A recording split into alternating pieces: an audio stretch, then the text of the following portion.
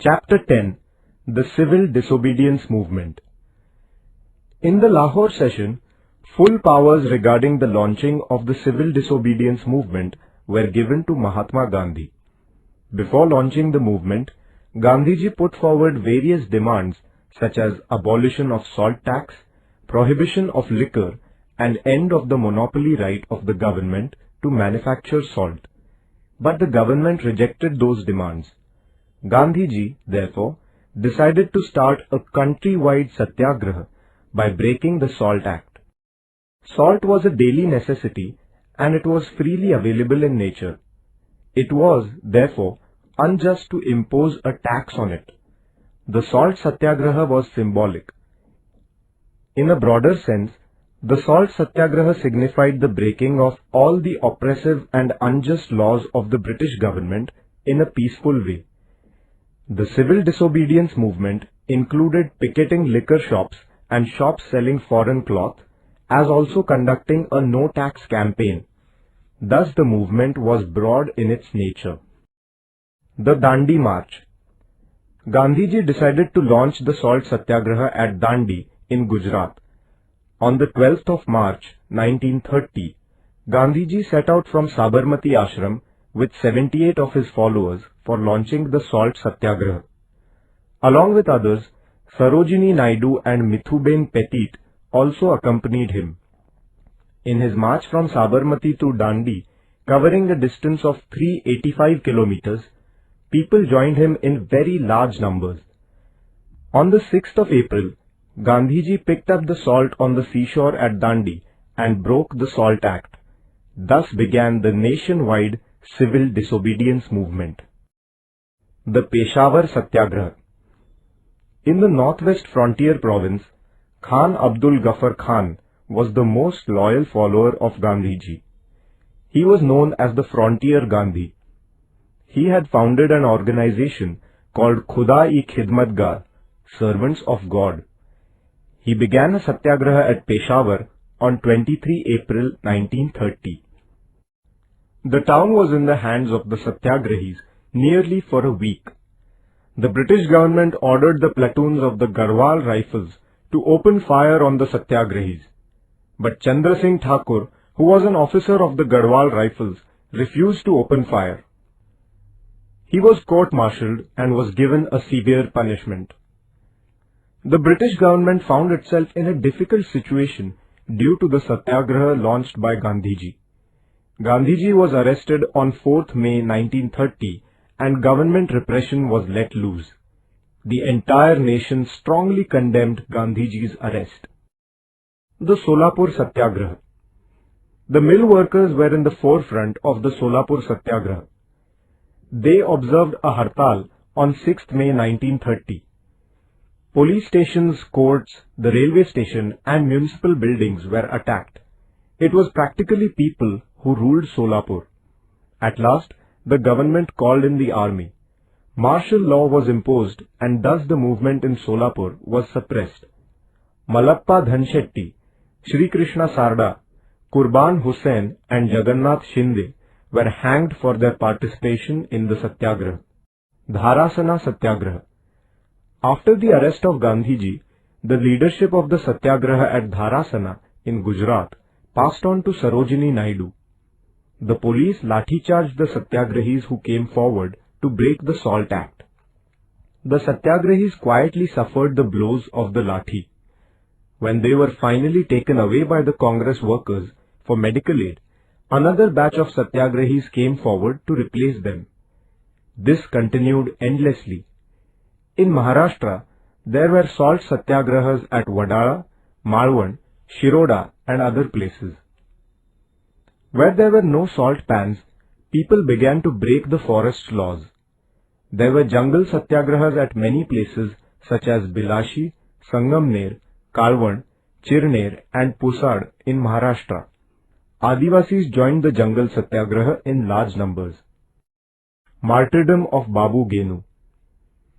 Satyagrahis in Mumbai tried to obstruct the trucks loaded with foreign goods. Babu Genu, a mill worker, was at the forefront.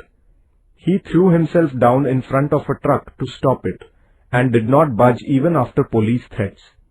In the end, he was crushed under the truck.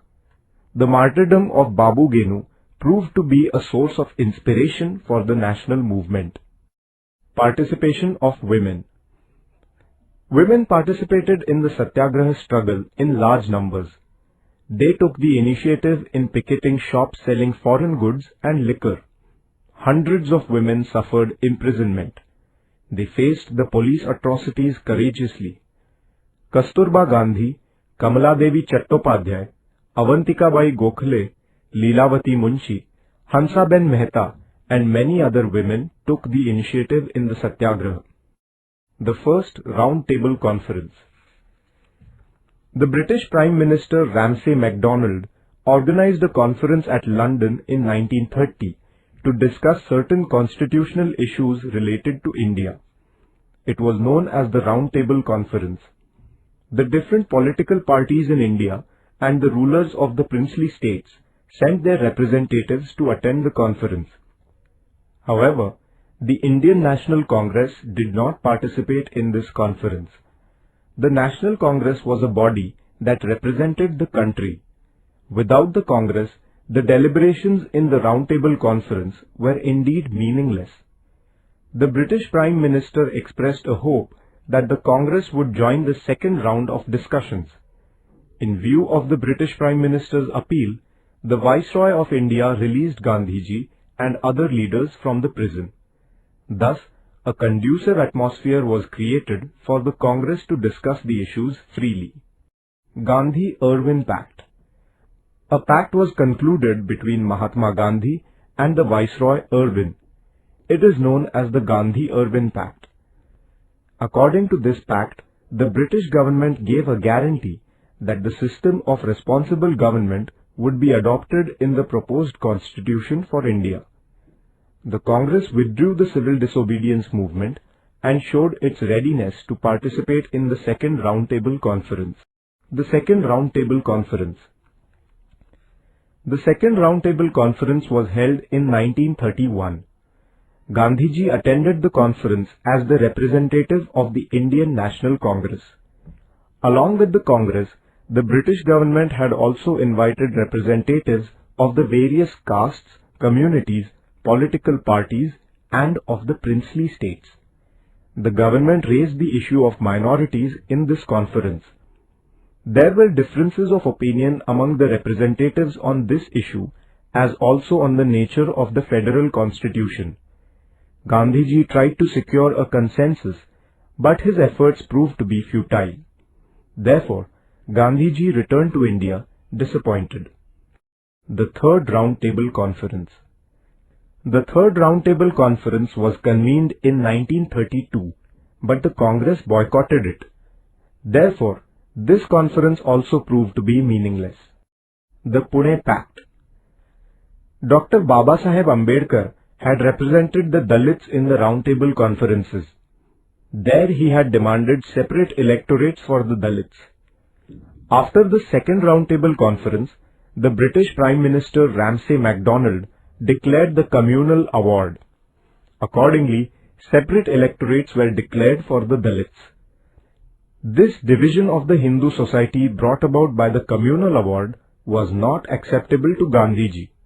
Therefore, against this award, he began his fast unto death in the Yerwada prison.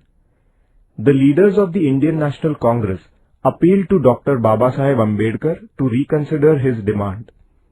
In the interest of the nation, Dr. Babasaheb Ambedkar accepted this request.